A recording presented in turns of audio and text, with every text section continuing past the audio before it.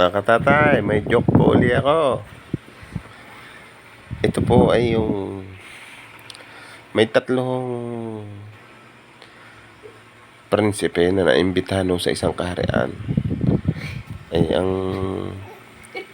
nang imbita ho ay ang mahal na hari. Itong mahal na hari ay may anak kong napakagandang prinsesa. Sabi ho ay paalis ho ang mahal na hari. Sabi ho nung mahal na hari doon sa tatlong prinsipe ay pakialaman nyo na lahat ang aking kayamanan, mga kagamitan o anumang magustuhan nyo dito, maliban lang sa nag-iisa kong prinsesa. Huwag nyo itong pakikialaman. O sabi nung tatlo uho. Aba, ay kung sa kuno yung nagamit na lahat ng napakailaban na lahat ng tatlong prinsipe, yung mga kagamitan o mga ari-arian ng hari, ay hindi na kontento, talagang pinakailaman yung anak. Ang ginawa ko ng tatlo ginahasa.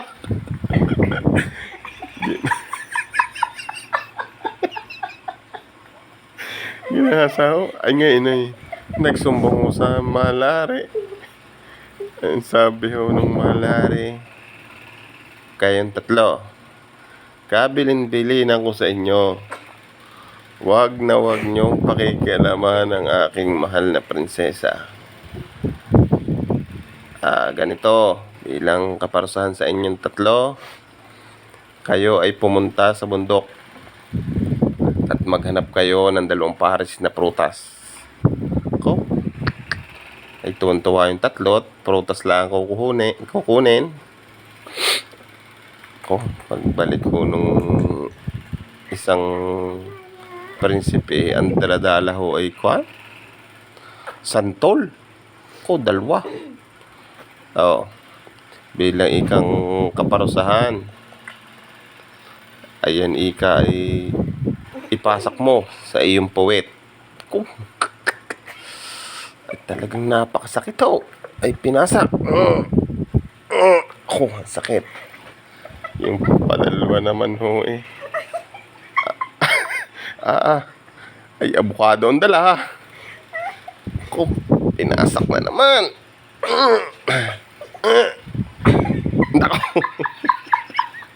Yung isa ho, ay talagang iyak na. Sabi nung mahal na hari, ba't ka nag-iyak?